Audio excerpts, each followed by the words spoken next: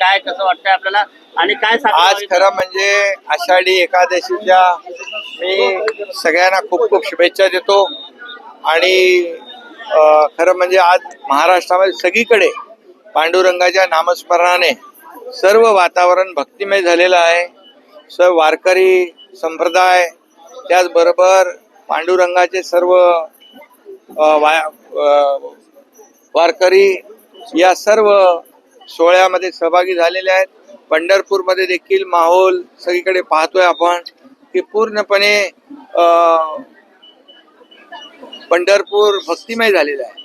आणि आज वडाळ्याला प्रति पंढरपूर, इथं प्रति पंढरपूर, बिर्ला मंदिरमध्ये आता दर्शन झालं आणि बिर्ला कॉलेज आणि बिर्ला मंदिर यांनी ज्ञानदिंडीचं आयोजन केलंय.